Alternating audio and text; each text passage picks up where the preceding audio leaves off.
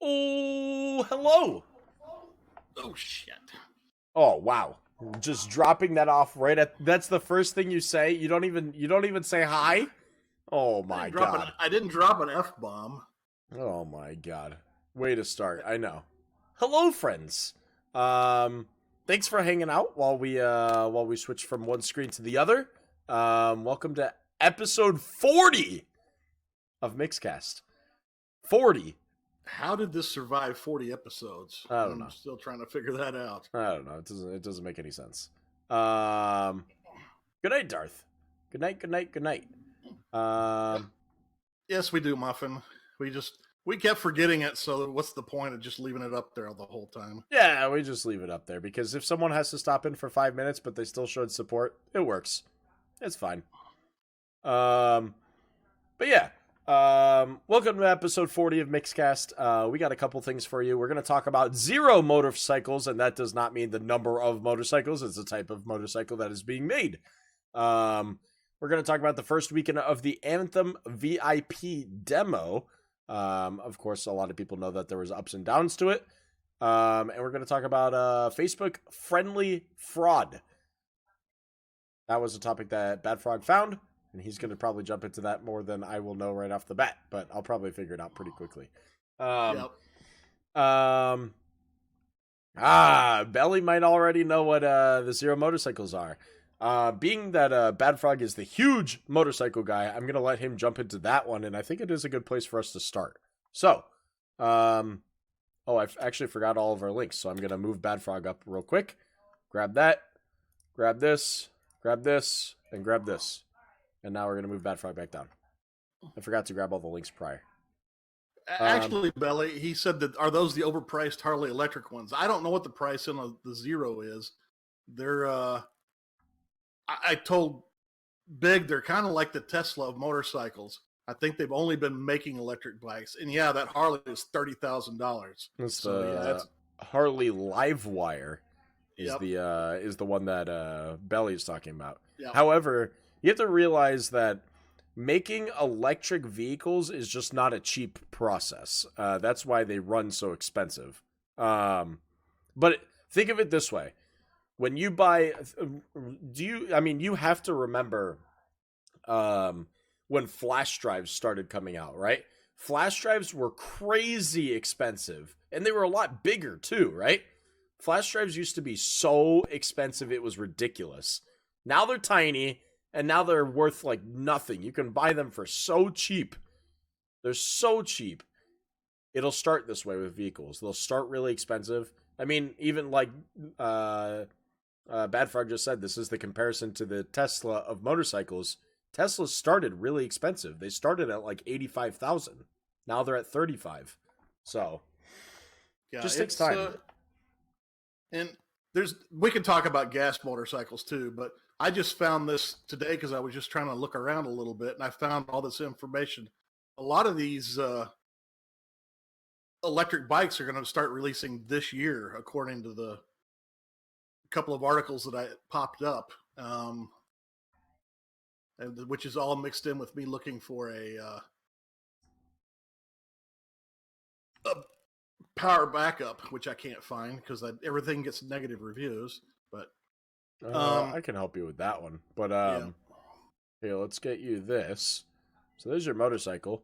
I actually can't get a good zoom on it for some reason. The page doesn't load very well, but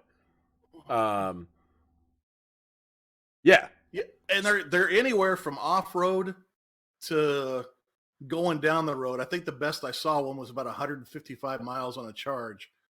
I mean, that'll give you a good couple-hour trip if you're out just messing around. I wanted to see if it had any stats on it. So they actually have a decent amount of different vehicles. Yep. So yeah, that's a Zero motorcycle. They got what you're looking at is off-road and on-road. So neat. So this says street, so it's got to be their street version. There we go. 223 miles in the city and 112 on the highway. That sounds backwards, doesn't it? Well, I guess maybe not. running low speed is not going to eat the battery near as bad as running high speed. Yeah. Oh, I don't know. It still seems a little backwards, but um yeah, I mean it's a neat looking bike. I mean it looks like almost slightly futuristic with, with all the large panels on it, but that's all battery protection, Yep. Um They are really stylish. I was shocked. I like the Harley one too. It looks really good, but that price tag is something else. Yeah, so that's what I was trying to find. This is pretty cool though. This is the best part about electricity when it comes to vehicle. Everything is done through an app. Same thing with Teslas, just like this. You can monitor everything about your car or motorcycle through an app. So, I enjoy that. I enjoy that a lot. This is perfect for areas like again where I live here for commuters.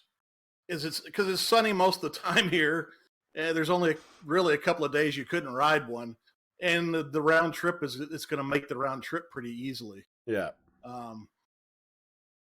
So it's a good commuter vehicle if you like riding a motorcycle. So what is a bike like? A bike in comparison for miles and I don't know. I mean, I know every brand will run different. You pay for brand names too, but like, Well, yeah. so my wife has a Harley 1200 extra low, and it costs 15,000 brand new. So this is 11,000 brand new for their lowest possible model, and it gets 42-ish miles to a gallon on it if you stay out of the throttle. 42 miles to a gallon. Okay, so on hers. And how many gallons does a tank hold? What is yours? 5 gallon, 4.5? Even still, 5 gallons is fine. 200 miles. So it matches this. Yeah. Kind of. I mean, in a way. Oh, is hers loaded? Absolutely, it's loaded. It's it's got everything you could put on one. So 3.5 on a small tank. Okay. So I'd say this 11,000 price range actually isn't bad. That's not bad at all. Yeah, it starts at 11 grand. I would say that's not bad then. Quick charger availability, adding another $600. Charge tank, I'm not sure if that's like a secondary battery, but and I'm not sure what a power tank would be either. These are new terms that I've never heard of for electric vehicles, but oh yeah, so yeah. And the reverse is like I've got a Harley V-Rod, and it's got a 2.5 gallon tank, and I'm really, really lucky to get 100 miles out of it. So charge tank. Oh, okay. So charge tank charges 6 times faster than your regular tank, but it only holds a 1.5 hour charge. So it's basically it's almost essentially a backup battery. So, it's a reserve tank that you would have on a motorcycle. Right. So if you are running low when you get somewhere, but you don't want to stay there long, you charge up really fast, but you're only going to be able to go for another hour and a half. So it's kind of cool. That'll get you home. Yeah. I mean, let's see. I saw something I wanted to talk about. And typical cost to recharge, 81 cents to recharge. So. And British wanted to know, is it quiet like electric vehicles? Yes, they are. There was, when we were in Colorado Springs a couple of years ago, they do a run up the Pikes Peak, which is hella dangerous. But they had an electric bike there the year we were there. And the guy that rode it was a professional motorcycle rider. And what he couldn't get used to was not hearing the motor to judge where he should shift. Because you don't really shift on an electric bike anyway. I actually want to see if there's sound in any of these videos. But that one was just dead quiet. All you could hear was tire noise. Yeah, there's music in this, so I don't know. Yeah, there's music in this, so it's hard to tell, but I wish there was a video that showed exactly how loud it actually is.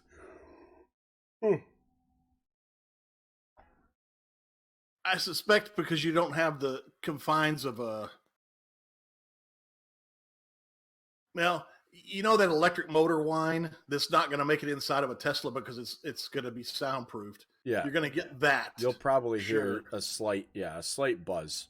So good night, Cappy. Get that, and then you're going to get obviously tire noise. Yeah. Something on a motorcycle you rarely hear is tire noise. Yeah. Unless it's that skidding. You'll probably hear a lot of tire noise and just that little electric whine, like you said. Am I buying a bike? No. However, one of our most recent topics were Tesla cars, and Bad Frog over here is a motorcycle guy, so we wanted to talk about electric motorcycles. So this is like the closest comparison to a Tesla motorcycle. So, and I love everything about advancements in technology when it comes to earth protection.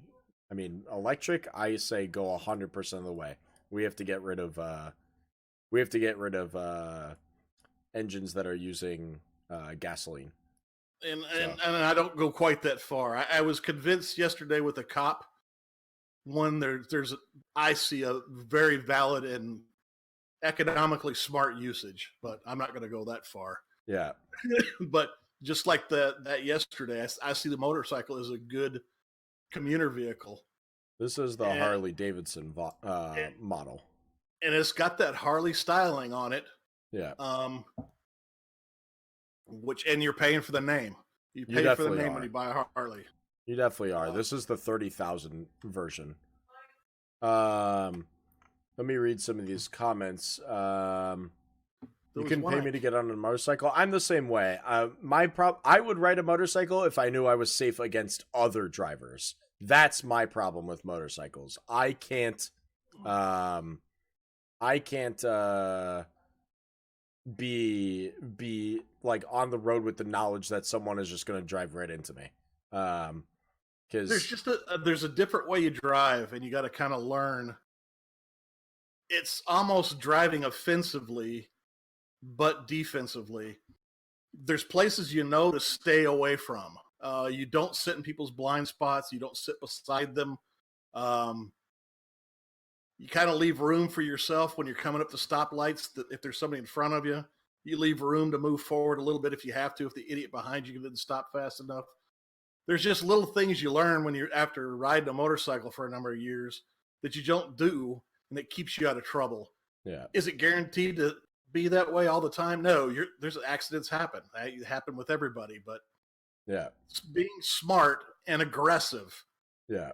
It will keep you out of trouble. Being defensive and trying to be scared all the time, you're going to get smashed. Yeah. You've got to be a little aggressive on a motorcycle. Sure.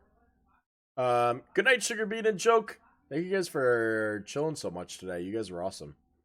And I've been talking to British Chairs because she's kind of wanting a motorcycle, but she's short. And I was telling her that's what my wife had a hard time with, was finding something that she could flat foot, which means she could stud on the bike and flat foot her feet. I can't do that on my Hayabusa, but it doesn't bother me. But I could do it on my V-Rod. And she got that one. I was telling her about it. Just to know there's a... Where did I just get beeped from? I don't know. Holy cow. Anyway, that was what kind of led me down this. And then talking about the electric vehicles kind of led me down this route of looking at the electric stuff. So I think it's a smart idea for commuting. I really do. So Chimpy says it needs to be cheaper for electric. And that's what I was saying before, is that electric vehicles are starting to get cheaper as time goes on. It's just a matter of advancing the technology. It's expensive to make it in small quantities up front, but when we get to mass marketing, it gets cheaper a lot faster. And then Duper says, I've been living in LA for a while and flirting with the idea. I see tons of driver making it in places in half the time, but very scared to ride. if I rode a motorcycle in Seattle, my commute, I wouldn't even have to worry about moving. I wouldn't have to worry about that at all. But I mean, I see people smashing into each other here in Seattle. It's just that's my fear. That's my fear. And honestly, that's a valid fear. It really is, and it takes. I'm terrified to let my wife out on hers by herself without me with her. She's only been riding a couple of years. Yeah. I've been riding. I rode dirt bikes in my teens, and I've pretty much had a motorcycle since then. Yeah. So, as for using real names, Chimpy, just for this section, because this is like a podcast, so we record all this stuff. So if I say Scott, people might not know what I'm referencing to. So that's why I just use the in-game gamer tags. Or the on-stream gamer tags. Let's see. Yeah. Chippy saying that one of his friends almost died the other month while he was on a motorcycle. I mean, you just see a lot of issues. But it's like Bad Frog said, knowing the bike further and further years down the line, that's less of a concern because you're less worried because you know yourself and you understand how to get out of situations like that. But man, it's tough for me. It's tough for me. I could never do it myself. But that's just me. Oops, I was wrong. I was thinking of somebody else. Sorry, British. She's not short, but she was worried about being able to handle it, which is why I was telling her about my wife's. My wife's. What are you, 5'5"? Yeah. She's 5'5" and can handle this thing just fine. Okay. So.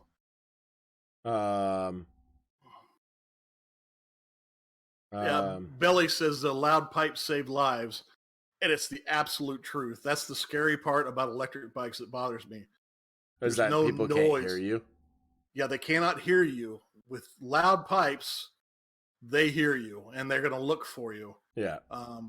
That part I can agree with. As much as I hate like the noise pollution of motorcycles, it is a safety thing. People know when a motorcycle is right next to them. They just do. But yeah. Chimpy, I've got both. I have no preference over either one of them. I've got a Harley V-Rod, and I was going to tell somebody earlier, and I've got a Suzuki Hayabusa. Those are two ends of the spectrum. They're both fast. One is extremely stupid fast, and my Harley is way louder than my Hayabusa, and I've changed the pipes on it. I've got a Gen 2 Busa, 2008. So it's pretty neat. Now this is like a Tron bike, man. They tried to mimic that as much as possible. No, mine still has the limiter in it, Belly. It'll only do 195, and I can't get it there because it scares the crap out of me. No, it's about the 6th fastest production bike, Dubra. There's a couple that are ahead of it now. I've had it up to 150, and I was gripping the handles. I'm telling you, that's fast. I did 130 with my wife on the back. That's really fast. That's pretty crazy. I couldn't imagine going 130 on a motorcycle with someone on it with you. That's nuts. Well, she got used to riding on the back, so she kind of can hang on. But yeah, it was stupid, but I did it. I enjoy the look though, man. They make them so pretty. Those are so sleek. They make them so pretty. I agree with you, Miss JG. I'm 100% nope. I can't do it myself, but you can't say that that's not a pretty vehicle. That is a pretty vehicle. It is a gorgeous vehicle. Yeah. I remember what it was. Okay. Sorry. Belly said something about I should take my V-Rod and convert it to a bigger tank. I can't because it's a 2004 CVO, and there's only 500 of them ever made. So less than that in existence. I'm never changing that bike from stock. So interesting. You have to do a lot of monkeying around to do that fuel tank exchange. And I don't want to do it.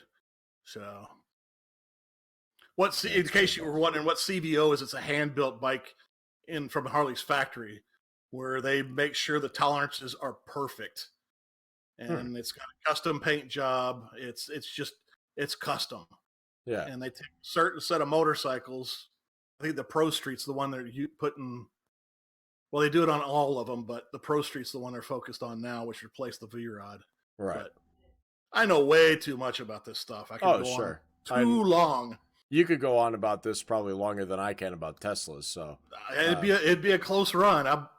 But I'm with you on this. These electric bikes, they look sleek. They're really nice. They're not bulky, and it looks like the center of gravity is actually lower because of where you got to put the batteries than on a regular motorcycle. So it might actually be a little better in the corners and stuff, because I think the center of gravity looks lower. But and that's a key to having. You want a low center of gravity on a motorcycle. It's a lot easier to control. If money wasn't a problem, I would honestly get one just for local use only. I would never get on a highway with one. But yeah, I want to see if I can hear. Roads that you can really open up. Is the guy just talking on it? Okay, never mind. But yeah, here in California, you can split lanes, so it's really exciting. Yeah, that's not a lot. No splitting lanes. I had a guy almost die to splitting lanes. So yeah, I really don't do it unless they know I'm doing it and they give me room, because I don't want to get squished. Now, I do it at lights, because I can get to the front of the line. There. Oh, and then you just take off and take a lane for yourself. Yeah. So. But no, I know, David. It's also illegal in Florida. Splitting lanes is not allowed there. It's illegal in 49 states. The only one that's legal in is California. Oh, really? Oh, okay. Yeah. That would explain why. Because my friend who lives in California does it, and was like, "You play a dangerous game, man." So. But I didn't know it was that's the only state it was legal in. But yeah. But now that you found prices on those, I'm shocked that they're as low as they are. $11,000 for an electric bike is not bad at all. Like I said, local use, I would do it 100%. Because I'm about to pay $35,000 for my Tesla, so spending literally less than a third on a vehicle sounds incredible. So. Oh yeah. Any questions you had, British Chairs, while we're on the subject? But you cannot ride on the center line. What do you mean front line? If you got a 4-lane divided or 4-lane that's only got a center line, you can't ride on that, but that's pretty rare. Oh, okay. Or like a 2-lane, but I do that everywhere. I'll sit on the center line to pass somebody if there's oncoming traffic. Gotcha. So, I'm insane. I see what you're saying is, sitting between, so 2 cars passing this way. Can't sit between there. I see what you're saying. Yeah, you can't be on the center line, but that's the best place to pass when you don't have a lot of room. Yeah. No, but like I said, I would get it myself if I wasn't so worried about it. If I wasn't so worried about death on a motorcycle, but yeah, there's just certain kind of people you can't be scared. Yeah, if you're scared, you're gonna crash. Yeah. You're gonna get hit. Like I said, local roads, I could do it, but it's nothing personal against anybody. It's like I'm claustrophobic. You can't put me in a small room. I'll go insane. Yeah. Some people just can't get on a motorcycle. It's just the way it is. Yep. All right. Let's if anyone has any follow up with the Zero motorcycles, feel free to keep dropping it in chat. Let's start moving our way into the next one. There's some bikers out there who shouldn't be on the road. They give bikers bad names. Oh, but that happens with anything though. It's there's always going to be a person who makes a situation bad, even if it's a good situation. Just like, all of these reports that you see that Teslas are dangerous, but they're really not. They're actually the safest car on the road. Like the guy who literally was driving straight towards the side of a truck, knew he was going to hit it, and just said, I'm going to let the Tesla do its thing. He created a bad representation for Tesla, drove 60 miles an hour into the side of a truck. Like, you know, if there's even a chance for a malfunction, why would you even risk that? That's just stupid. Of course, the guy's going to die, you know? That's what happens. You give a situation a bad name because you were stupid, not because the actual situation or the whole community or the whole object is stupid, you know. But yeah. And Belly said something that I recommend 100% if you're thinking about getting a motorcycle. Taking both courses of the motorcycle safety class, because he said he passed the course 100% and then took the advanced course. It will give you information that will save your life. Oh, neat. Well, there you go. It'll tell you, it gives you some of the mechanics about how a motorcycle stands up like it does. If you're going in a straight line, it's almost impossible to get a bike to lay down because the centrifugal force of the tires makes it want to stand up. Yeah. But there's all kinds of things they give you hints on better to do, like the way you grab your handles and everything like that. But I highly recommend going to both of them. Oh yeah. And if you're military, it's free on most bases. So I mean, it's kind of like the whole situation with and we won't jump into this because this is a whole nother topic that we can talk about some other time. But like personal gun owners. Whether or not you were taught how to use a gun when you were a kid or something, I still 100% say, you know, take just a gun safety training class. And absolutely, absolutely correct. You may not think you need it, but who cares? I don't care. As a public safety, you know, just someone who wants the public to be safe, just take a simple safety class. You'll finish it in no time. That's all I care about. So. But yeah, it's the same thing for everything, you know. You wouldn't skip driver's ed, you know. I mean, as much as you want to, just do it. So, Miss JG said, Beezer, my friend in her 50s. I'm not trying to hook him up. She's just cool as hell. I don't even know what this conversation is about. So there's something that went back a long time ago. I know. I think I was in the middle of it, so I just gave up. Frontline says, and listen to law enforcement. When it comes to carrying in the use of firearms, not some idiot on the internet. Yeah, it's just use of just use your brain, you know. The best place to call is your local gun shop because they know each and every law as it comes out. And it's sitting in the legislature, or at least you'd hope so. No, they have to know basically. They're not going to survive long because they've got it. That's where you depend on getting your information from. Yeah. So get a hold of your local gun shop, not the pawn shop, a gun shop. Yeah. So, but yeah. So if you guys have any more questions on motorcycles or the electric motorcycles. Or any more information you guys want to share on that, feel free to drop it in there. Yeah, let's start moving into Anthem VIP Demo. Lots of people played Anthem this weekend. Anthem is coming out February 22nd. Everyone is super excited about it. There was a lot of mistakes this weekend, and the company understands that, and believe me, they don't need the whole internet hating them on it, especially because it was most to the extent not their fault. Part of it, yes, it's still their fault in some sense because of the types of servers they went through and all that stuff. I get it. But for the most part, it was not their fault on the issues that were received. You have to understand that there's the difference between the developer who made a decent game and the publisher who's choosing how it gets out to the world. The publisher's job is to settle that part. Now, when you're playing the game and the game looks and runs great, except for you're noticing lag, that lag isn't due to the game.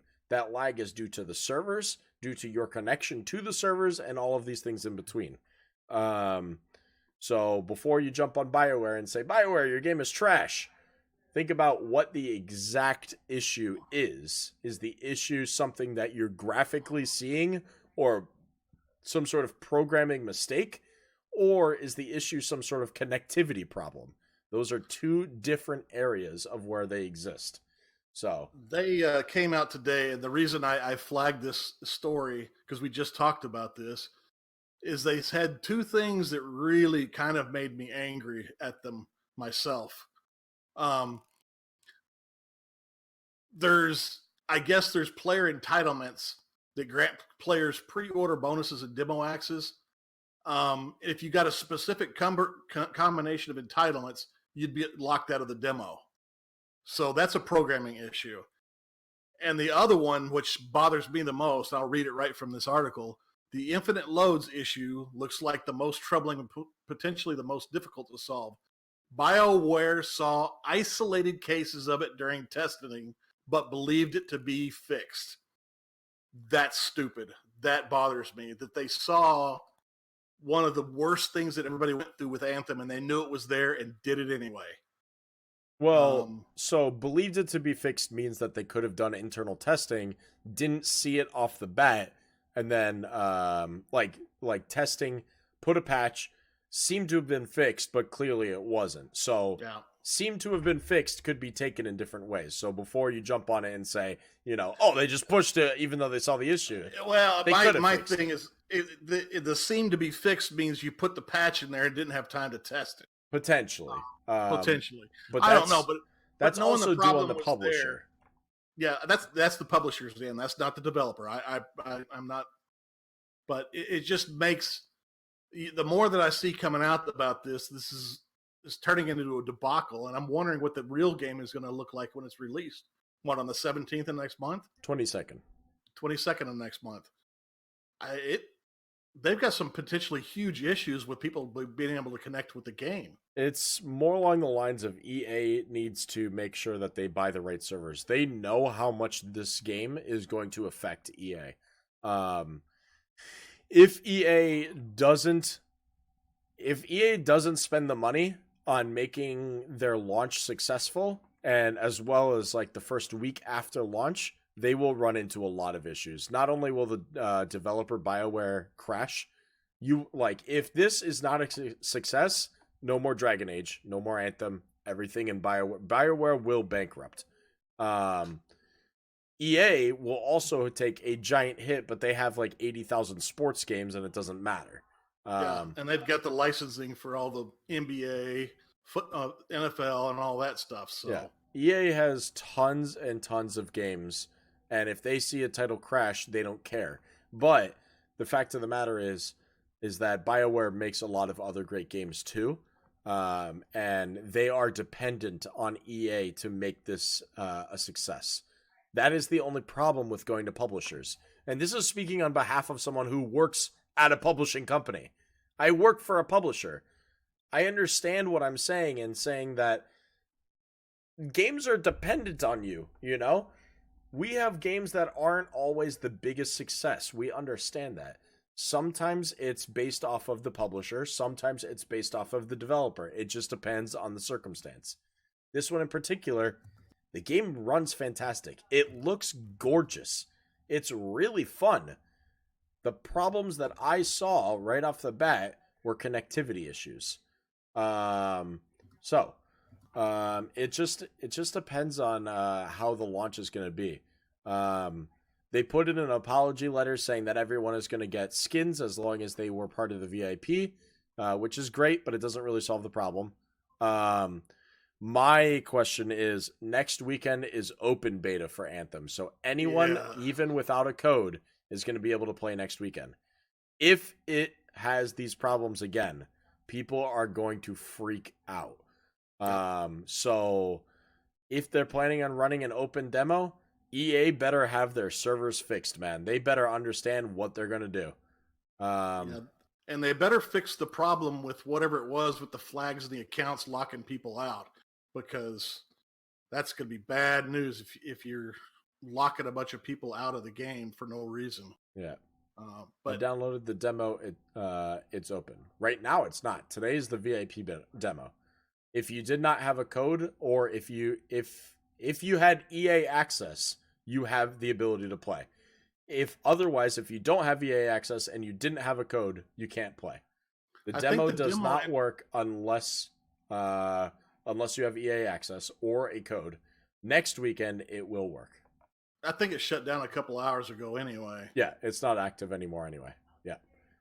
But yeah, I'm with Muffin. Rip the servers. So also keep in mind that initial server load is a different issue than continual server load. Yep. On the second that it opens, if you can't get in, you're talking about millions of people trying to connect to the server at the same exact time. I can give you a real good example on how that works. If you don't have an SSD and load up Windows 10, and as the screen pops up and you try to do stuff and slows down and you can't get things to click, that's what happens to the server when you get millions of people trying to connect at the same time. It's trying to process it all, but it's got to do it really, really, really slow. That's why even Fortnite, as much as people don't like using it as an example, Fortnite actually does it the right way. You load people in one at a time really quickly rather than saying, it's open, everyone flood the gates. Fortnite actually does it really smart. You can load one person at a time really fast into a server. Like you're talking about like half a second it'll take to push someone through the server at a time. But if you say open door and everyone's trying to move through the door at the same time, that's where you're going to run through the issue. It literally will bottleneck just like 15 people trying to fit through a doorway at the same time. Yep. That's a good example. Yeah. If you have EA access, Chimpy, then yeah, you had access this weekend, but I'm pretty sure the servers are already shut down now. I had a couple of questions that I wanted to make sure I got to. RGB said, was Anthem pretty good? It was amazing, except for the connectivity issues, and that was on EA. I gotta say, just watching it a couple of times, it's absolutely gorgeous. It is a gorgeous game. Stunning. And the game mechanics actually look really good. I didn't see any really weird glitches or anything with that when I was watching Big play. He had something at one point where he had some rubber banding, but we don't know what that was. Yeah. No, it looks beautiful. Let's see. How do you guys feel about Division 2? Honestly, I haven't looked too much into Division 2 yet. We can talk about Division 2 soon because that is a huge topic. But yeah, for right now, we'll just stick to the Anthem topic, and we'll throw Division 2 onto the list of topics because it is a big one, and people are pumped for that one. So it is an important topic to talk about. Yeah, but we've got Kingdom Hearts coming out, and we've got Anthem coming out. Yeah.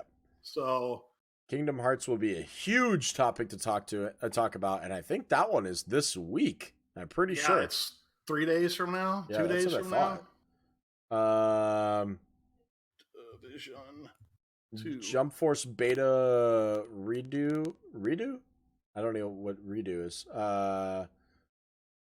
Was announced. We'll have to talk about Jump Force 2 because that was actually one of the biggest announcement at PAX South. They had the booth there that everyone could play. So we'll have to talk about Jump Force. There's a bunch of games coming out that people are going to want to talk about. Tell me them now or put them on the list in Discord. Yeah. I've added both of them to my list, so I'll remember. Let's see. Did I play the first Division? I did not. I did some testing when I worked at Xbox on Division 1, but I didn't buy it myself.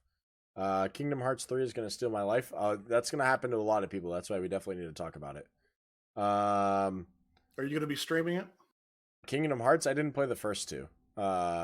Which I'm pretty sure there's a 2.5 as well. I'm not sure. I'm pretty sure there's a 2.5. But I didn't play any. Good night, Beezer. Good night, Beezer. Frontline says, "Hey, I like Anthem to the point. Need to change some of the gameplay a bit, and need to change to a different publisher and throw EA under the bus." Well, that won't happen. You can't just change to you're basically what happens is when you sign to a publisher, you sign a contract saying you are helping me fund the rest of the game. And BioWare did not have enough money to make this game. So EA said, here's a bunch of money, finish the game. We're going to do all of the physical copies of the game. We're going to host the servers for you. We'll pay for all of the back end stuff. So they can't get out of that unless they're going to give EA a giant check to get out of it, which is not going to happen, especially this late in the game. It's already done. It just won't happen. And honestly, there's not that many publishers in the game world that can handle you're talking about amount of money it takes to do this. Yeah, if you don't do EA, you're literally talking about Activision or Microsoft or Sony. That's pretty much it. There's only like 5 giants out there. Those are like, unless you're going to talk to Tiny Build, but I guarantee you BioWare is not going to Tiny Build to publish their game.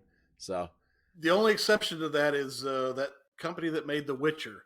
Somehow or another, they're able to self-fund themselves. Well, self-publishing is an option, but a lot of companies don't know how to self-publish. That's the challenge. If you don't hire people who have done publishing in the past, that's the tough part. Publishing is a whole nother beast. It's basically you have people who, if I'm trying to think of like simple man's terms, you have people who know how to charge people for taxes and people who will actually file the taxes. That's what you hire the accountant for, is to do all of your money handling, right? You can take in the money, but do you know what to do with it from there? Probably not. That's why you hire an accountant. So that's the difference between it. I got 2 things here. Beezer, we normally Monday through Friday, 8 to 9 PST. We're just got a couple episodes this weekend because we've lost so much time with other things. So, yep. And then Draco said BioWare should learn how to self-publish. We touched on this a little bit in another episode. It's not financially smart, actually, for a lot of these companies to do that. Because you have to keep people around all year, every year, that you're paying to do nothing until the game is released. Yep, it won't happen. That's why there's so many issues with self-publishing that there's no point. Unless you're going to publish other games for other people, like what Tiny Build does. We make video games, but we also publish other video games.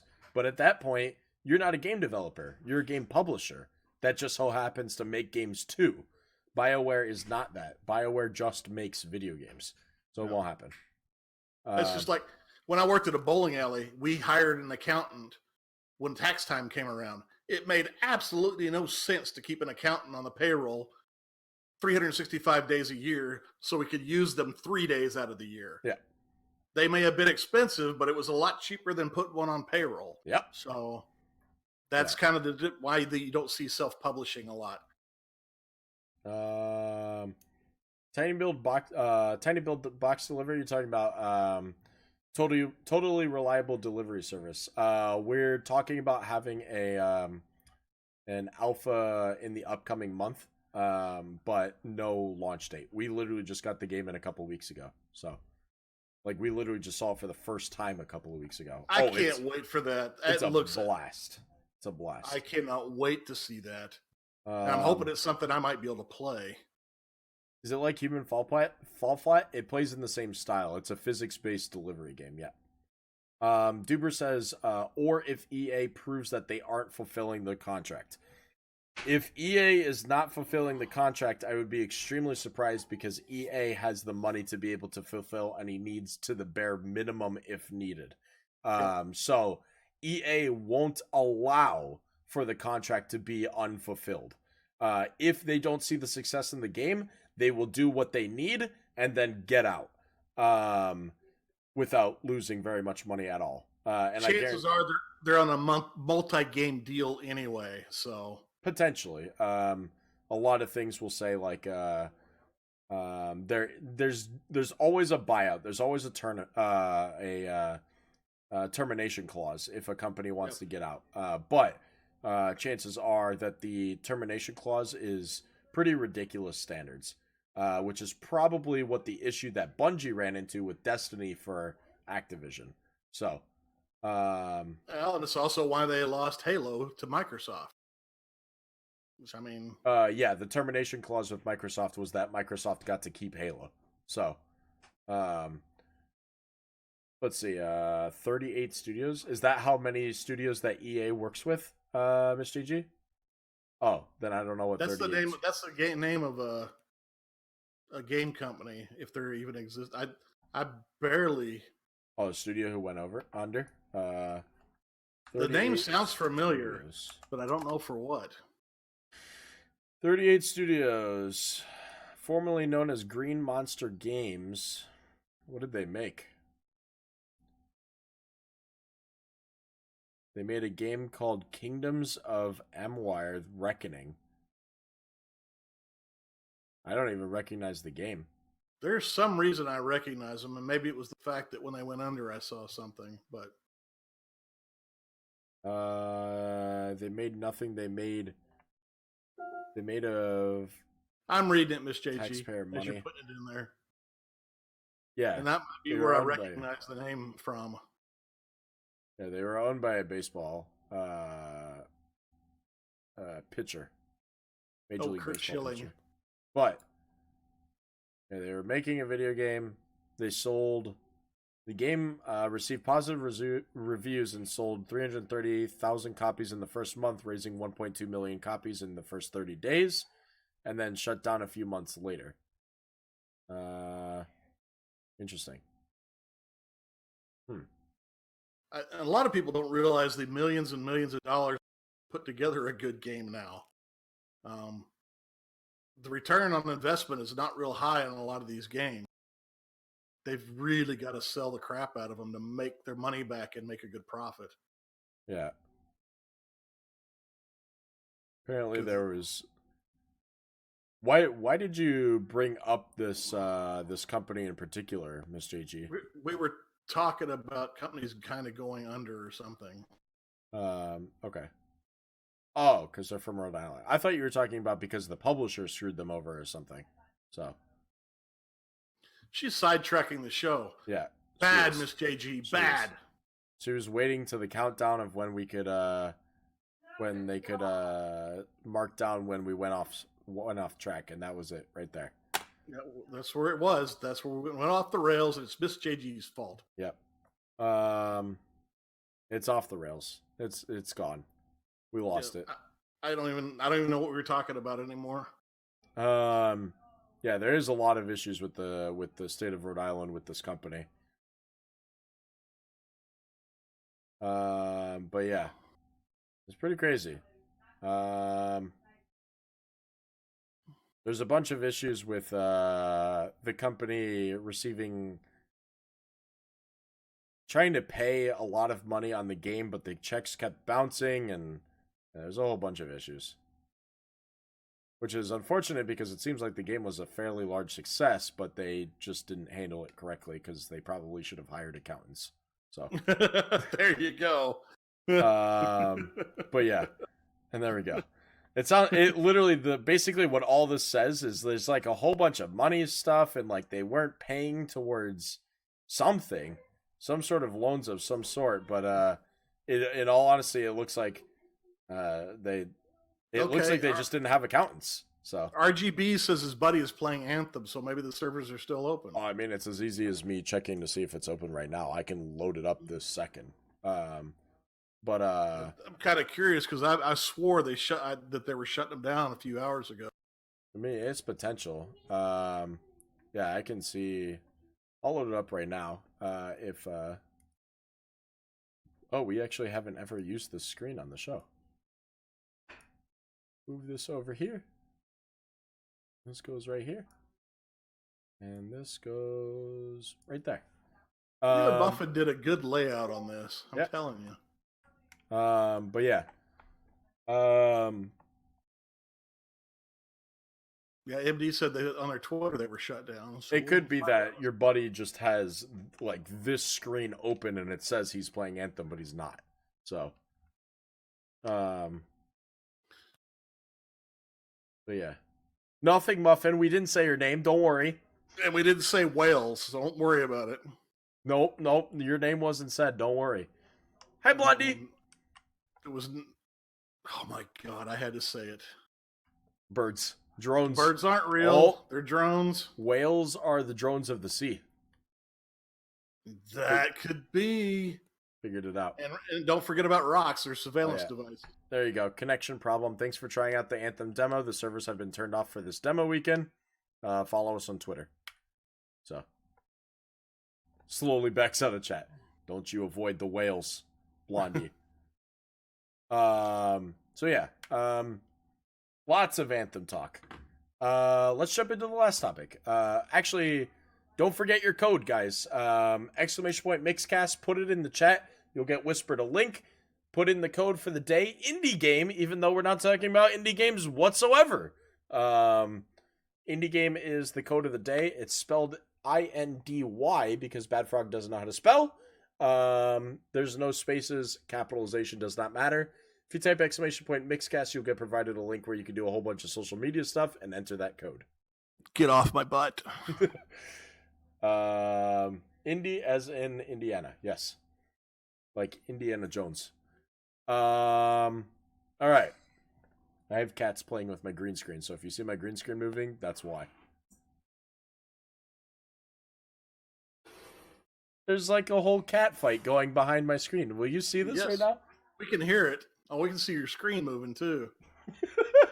He got his claw stuck in the green screen and he's flopping around on the ground.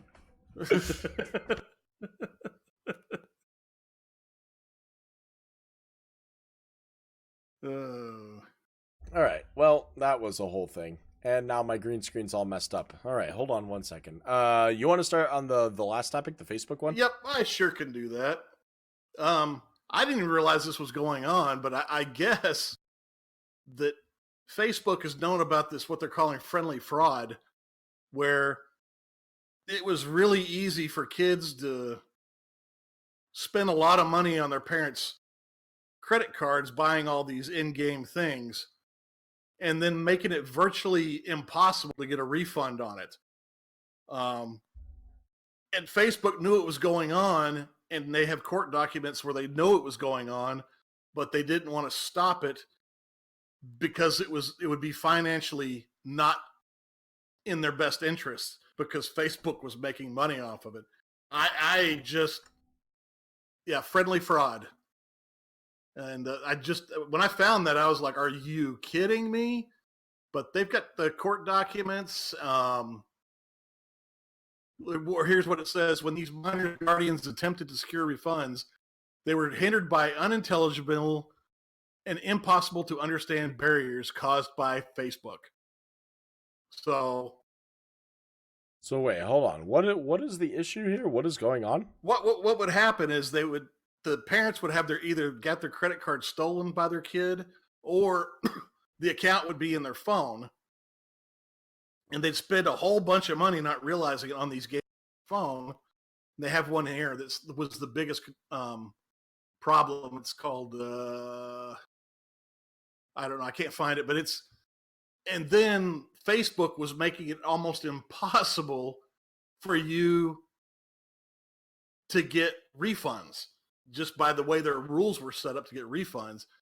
And Facebook knew this was going on and could have stopped it, but they didn't want to because it was going to cost them money. Ninja Sega was the big one. There it is right there. So it's just, this whole thing, it's just a mess when you're reading this stuff. So, but like, how did this start? So like, a kid would purchase, I don't understand what the problem, why is Facebook at fault here? If a kid is using a parent's credit card, how is Facebook at fault?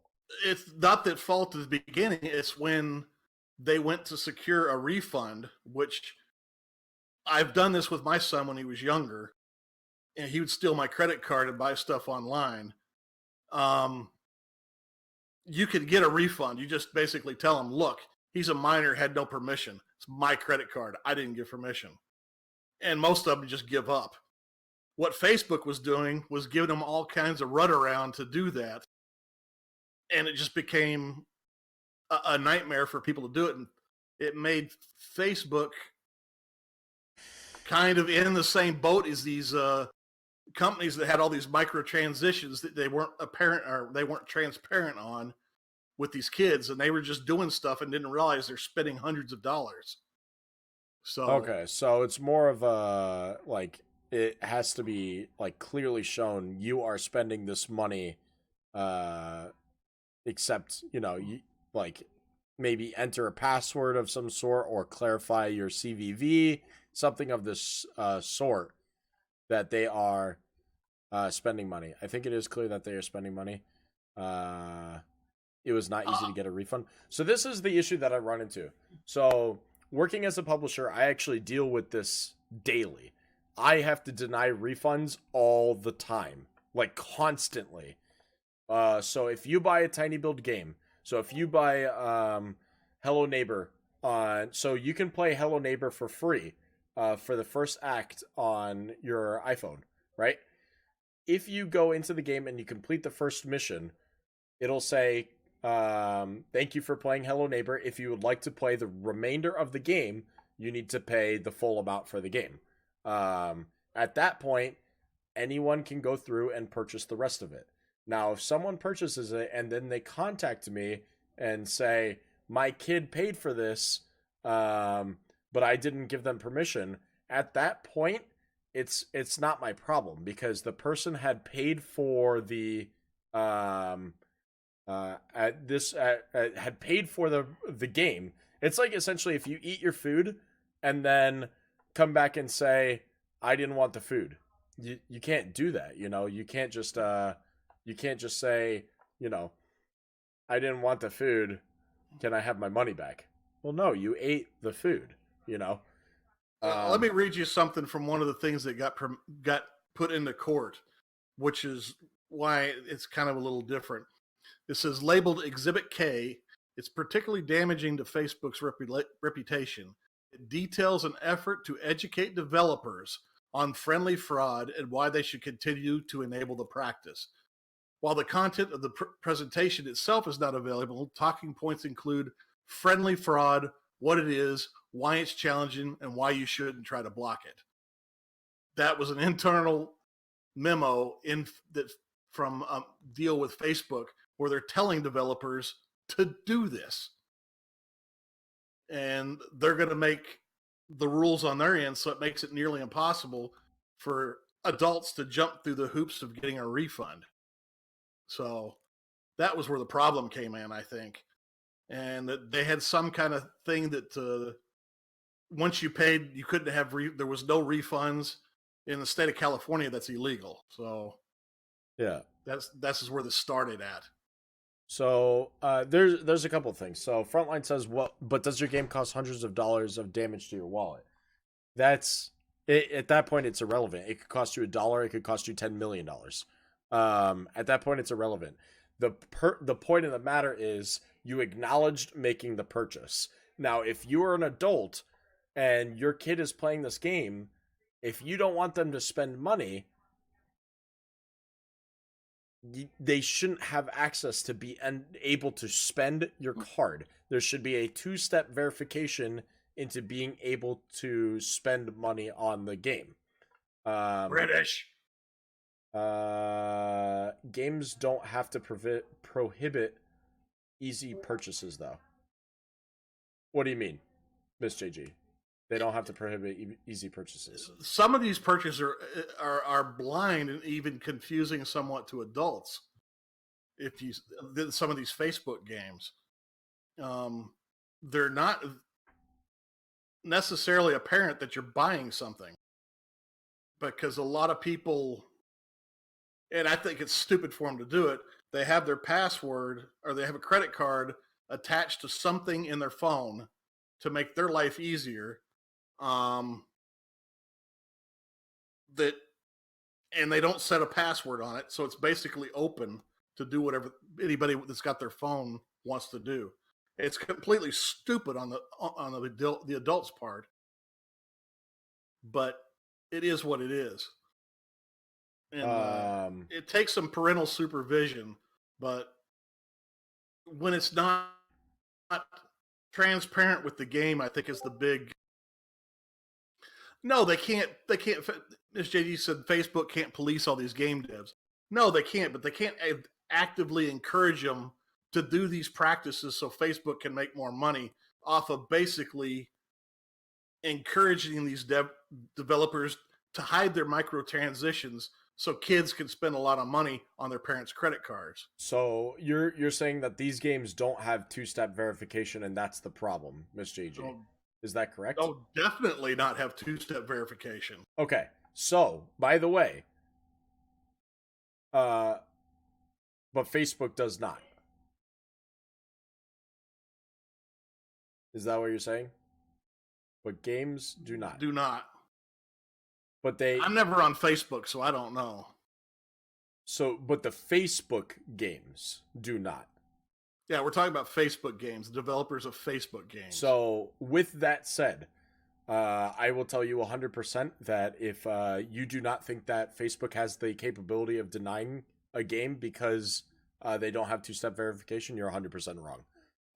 No, they do. What I'm saying is they're actively encouraging developers to hide this stuff. Oh yeah, 100%. And that's what I'm saying is that Facebook, as the publisher of these games, because they are providing it on their content, Facebook should have a clause that says every purchase inside the game needs a two-step verification in order to make the purchase. So my kids can't buy anything on Google without my password and CVV number. Okay. Yeah, and British is right. Always set up two-step for in-game purchases. And I'm going to go a step further. If you have the option for two-step verification, everywhere you should use two-step. It's a pain in the ass, but it's worth it. If your account ever gets, it's almost virtually impossible to get it hacked into because it's going to go to your phone and you're going to go, somebody's trying to get into my account because I'm not. So let me ask you a question, Miss JG. If I were to take your phone right now and your phone was unlocked, but I don't know your credit card number or anything.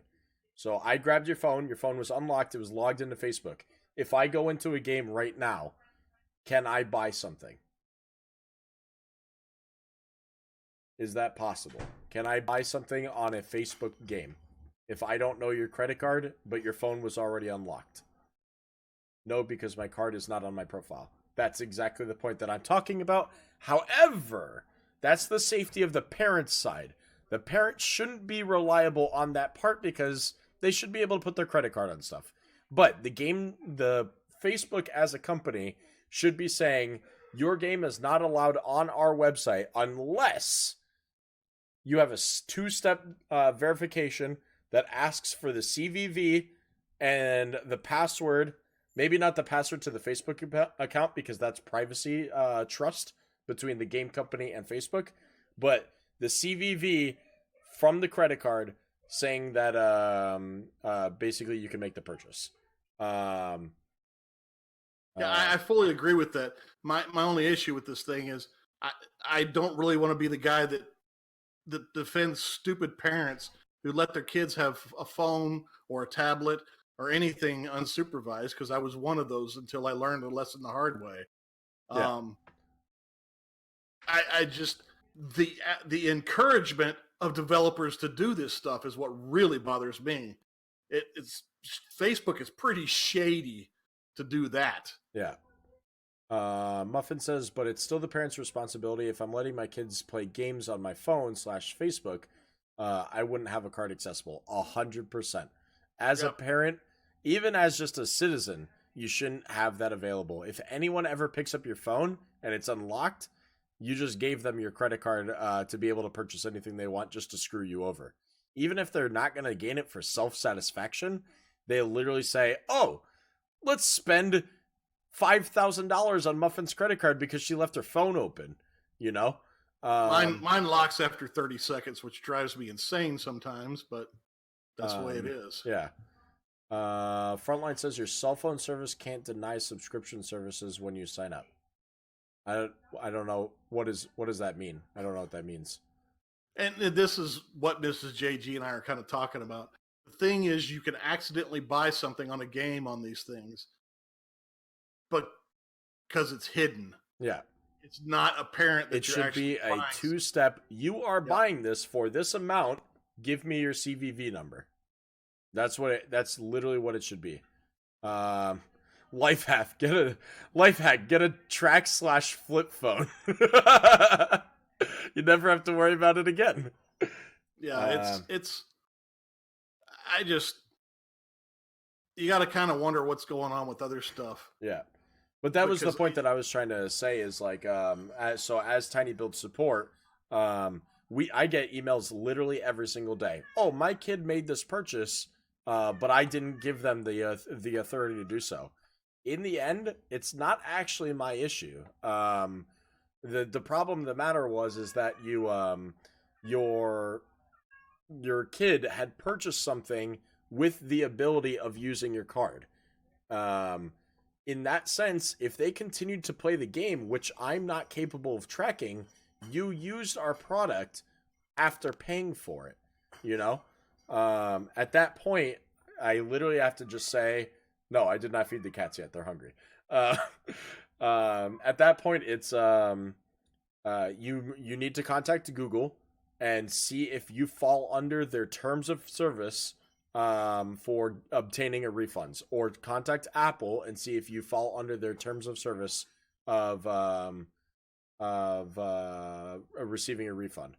So it's tough. It becomes, I mean, yeah, like believe me, I feel sympathy. You know, if my kid stole my credit card and wanted a refund, I get it.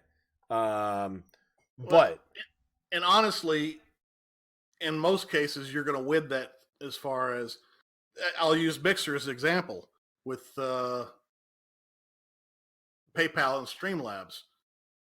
If somebody says that I didn't do it, then PayPal basically issues a refund and they charge it back to you.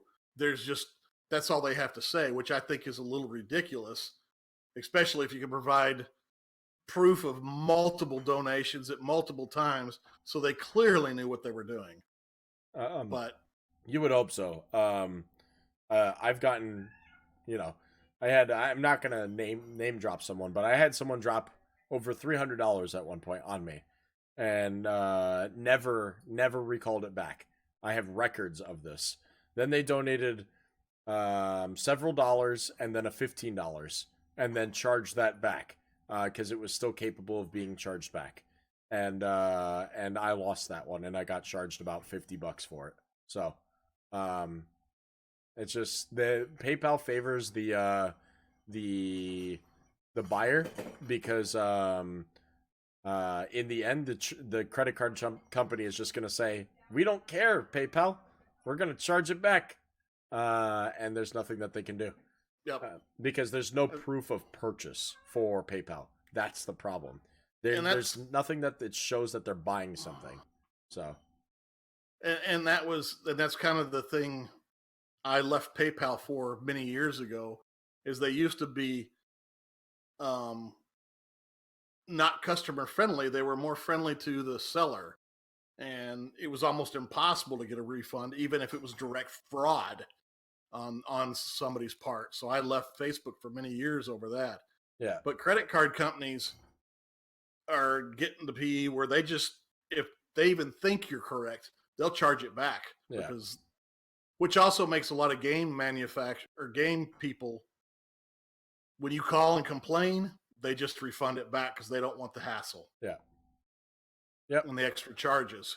It runs into a lot of issues. So, yeah, no, it's unfortunate that yeah, not all companies, Miss JG, but like, I think my son spent like $400 on WoW or something, and I got all of it back the next day. So yeah.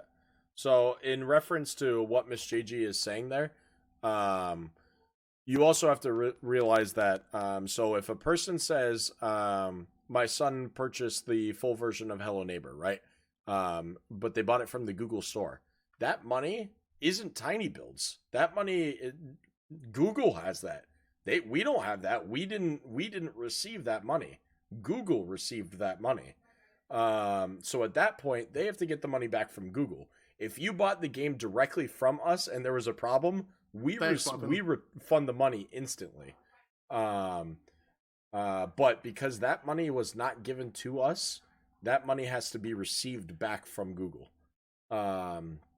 So there's a lot of stuff. So yeah, there's a lot of layers of this are not really friendly towards the companies anymore. There's a lot of things too. It's like, think about it. If a person comes to me and says, "Can I have a refund on my Google purchase?" and I say yes, what stops them from going to Google next and saying, "Can I have a refund on that Google purchase?" Now they just got paid twice for the same game, and the companies Tiny Build and Google are not talking to each other on that. So not only did they profit from it, but we lost money from it. So you're going to lose twice because they're going to bill it back to you anyway. Right. So V. So yeah. You couldn't issue a refund for a Google. You couldn't issue a refund for a Google transaction though big. I don't understand. Could you explain further? You're not the point of sale. You couldn't refund somebody who bought it from Google. He could, but it wouldn't go through Google. So you're saying as the buyer couldn't go to Google and issue a refund? No, she's saying if they bought it through Google, yeah, and then called you at Tiny Build and said, "I want a refund," you couldn't technically issue. You shouldn't be able to issue a refund. Period. Correct. That is what it's boiling down to. I think is what she's trying to say. I can't say Tiny Build. I said I want my money. Right. Google is the point of sale. Yeah. That's why I'm saying the buyer has to go to Google for the purchase or for the refund back. Yeah.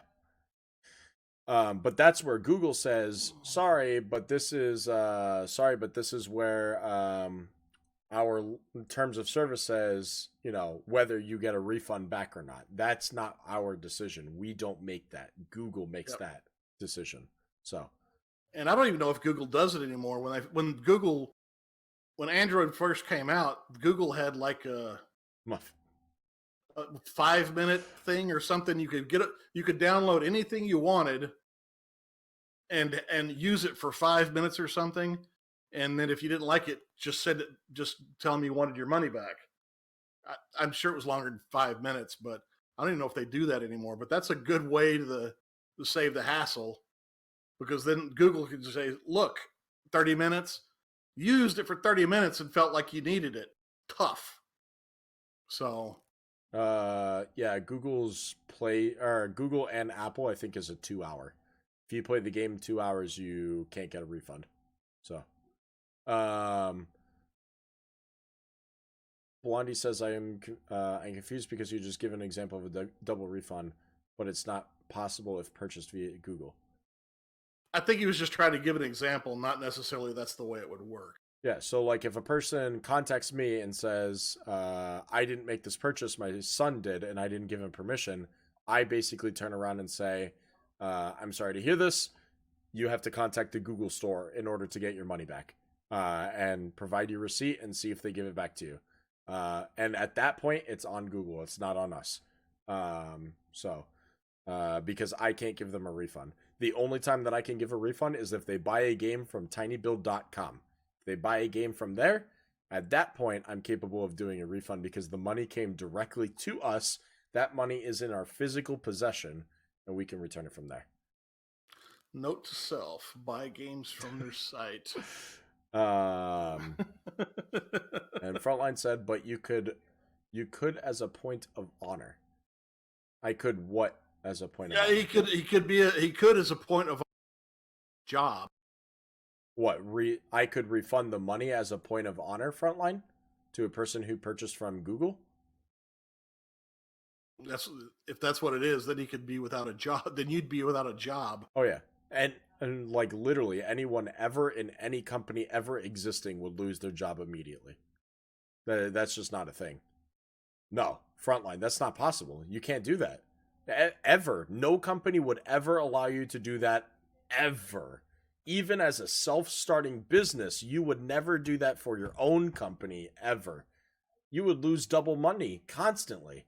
You would be so far in the negative that you would just completely be gone. Link is broken. Mixcast? Exclamation point Mixcast? That link isn't broken. Nope, that's not broken. Let me see. Nope, it works just fine. Yeah, if you type exclamation point Mixcast, it'll provide you the link that's actually right above my head right there.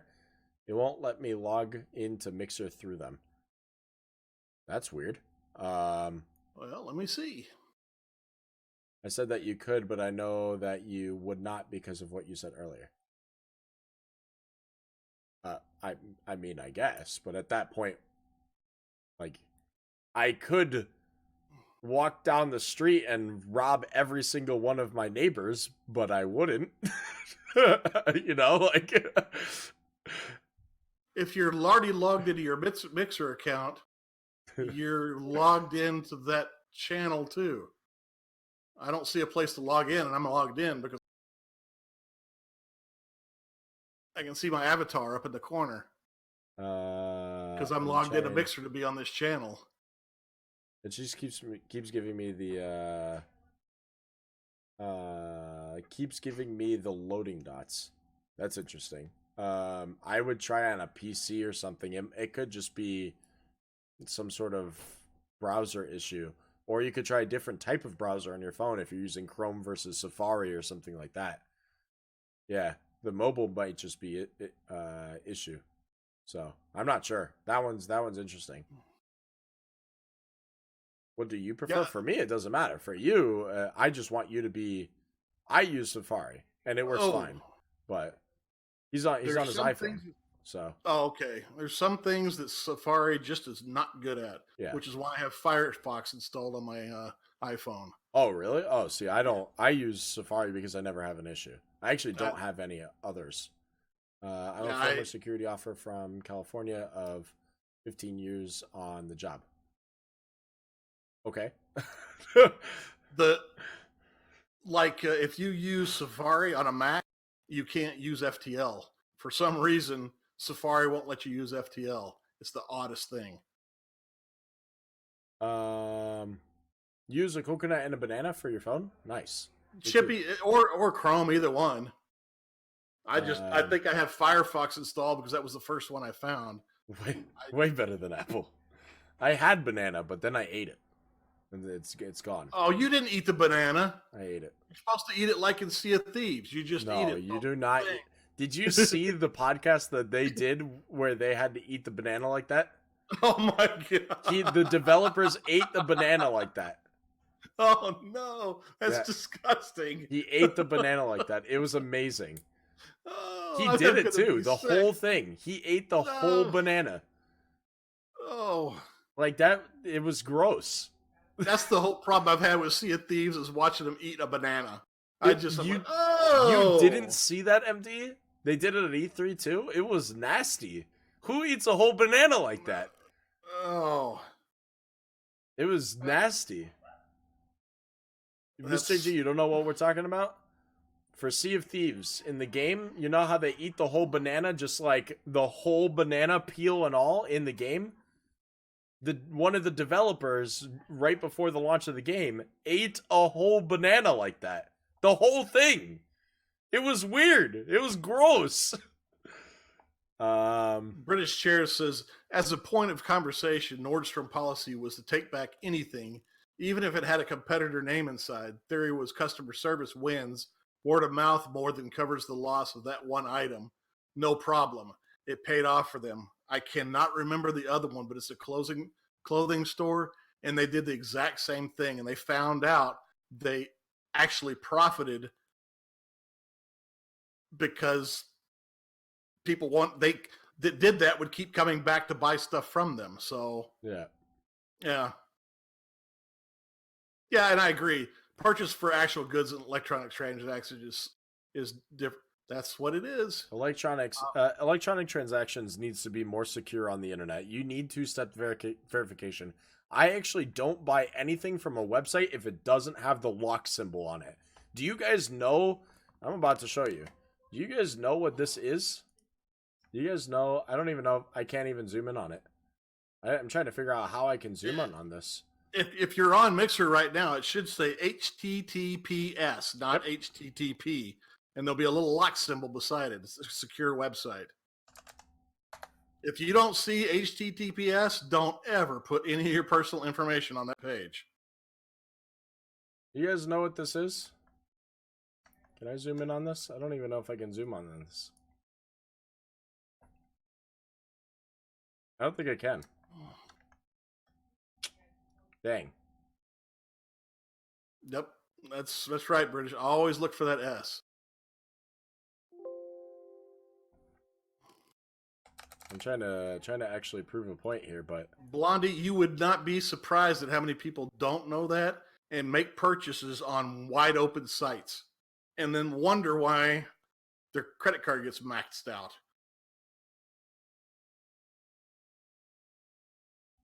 I think it was this one. There we go. Most of them, you should get a confirmation email right away. You guys know what this is right here? This lock right there? If you look at the top of your browser, it shows a little lock at the top of your browser. If you don't see that lock, that means when you enter in your credit card information, it is not encrypted. It is not encrypted, which means that your credit card number is scrambled into digits that don't even exist in the world. It means that it's separated into pixels to make some, like, really weird images. That's what encrypting does. It means that it can never be traced again, but the website stores it as information so that way you can always save your credit card to the website without it ever being damaged. Or hacked or whatever, right? That's what that symbol means. If you do not see that lock on your website, that means you're putting your credit card number there and it's stored on the website as the regular number. So that way, if anyone ever hacks it, they say, oh, Miss JG, credit card number blank, credit CVV on the back blank, expiration date blank, and they can literally take the exact information and then spend it anywhere. If you see that lock, it is not capable of being done. And RGB says, how do you get the lock on your website? You pay for HTTPS. This S is security. It's an outside service that is hosted. It's government regulated and everything. It makes it so that way even the owner of the website is not capable of seeing any of the information. It's basically it's scrambled information that no one is capable of obtaining.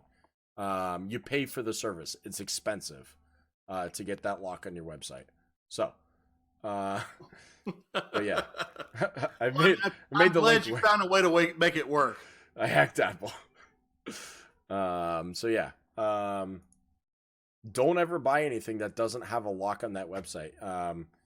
It's dangerous. It really is. But yeah. Let's see. Takes notes now. Well, I know why my credit card gets maxed. Other people are spending it, or what? Let's see. You do business with Bank of America, Miss JG. That is your first mistake.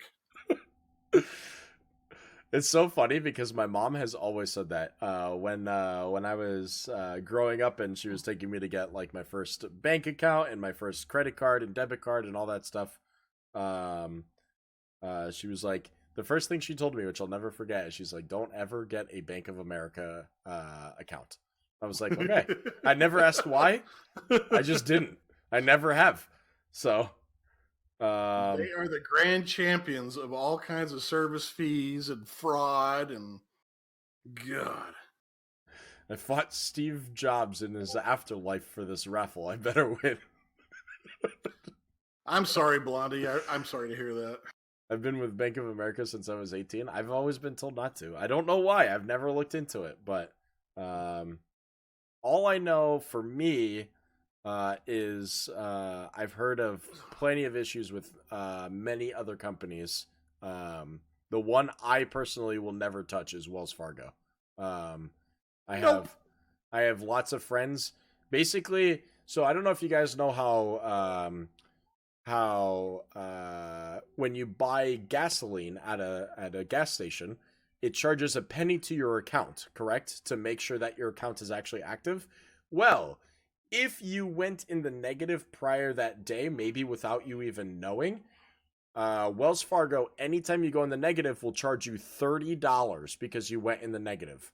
Well, let's say you went in the negative because you went grocery shopping and right after, before they even called you, because sometimes they won't even call you right away that you went negative.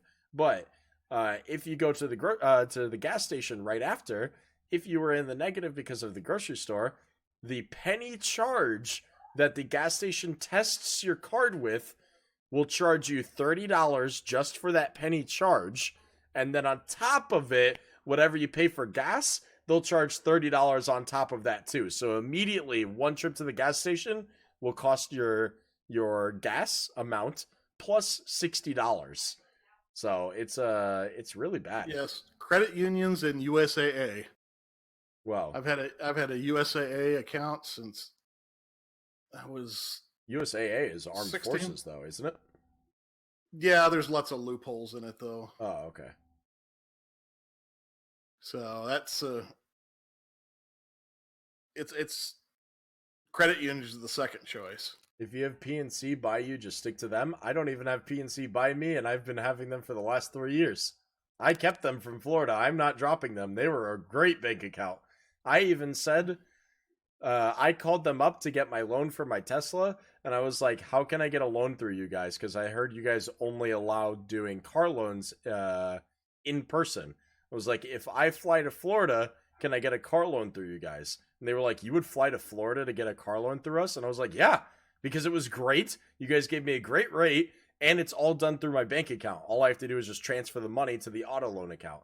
And they were like, well, as great as you are a client to PNC, we can't do that either. You actually have to live in the state. And I was like, so even if I fly to another state, I can't get a car loan through you guys? They said, no.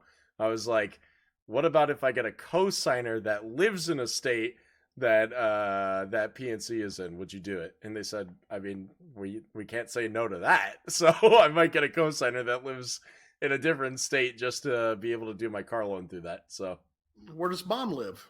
In Florida, so I can do it through there. There you go. So you have quick checks in Seattle. I don't know what that is. You have a Tesla? No, but I will have one by May. So don't get him started on that, please. I gave him some free reign with the electric motorcycles. Let's not go too far.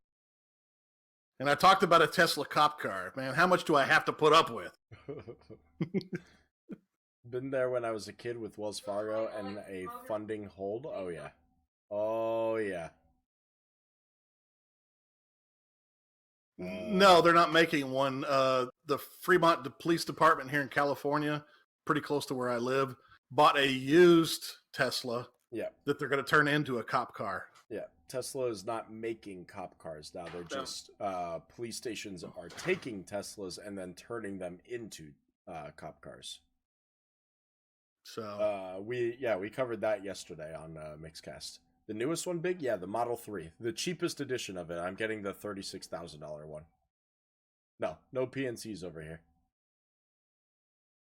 But yeah. I don't know. Anybody have any questions about anything that we've discussed tonight? Yeah, we kind of went off the rails a few times there, but No, it was awesome. Didn't Tesla do that with the Canadian department? They did it with in California, Fremont, California. I have Tesla questions for Big.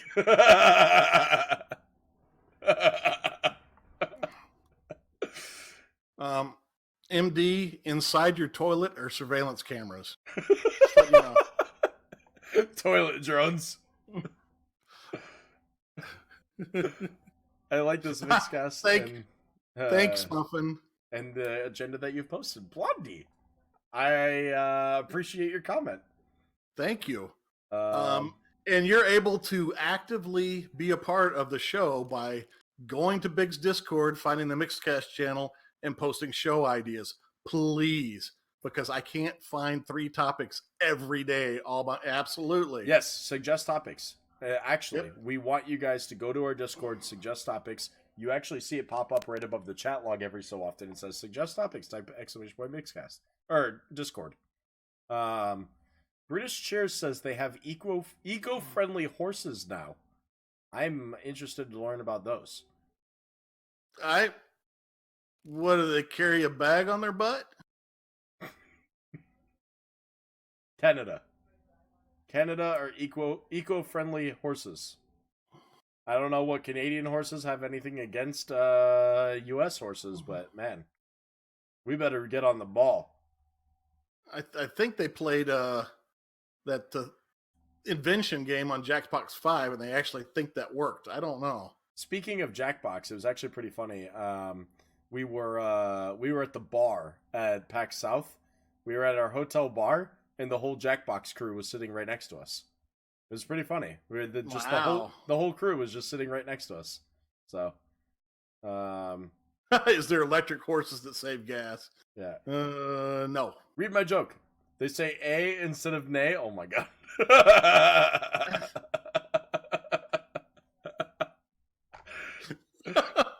That's so stupid. It's funny. Oh.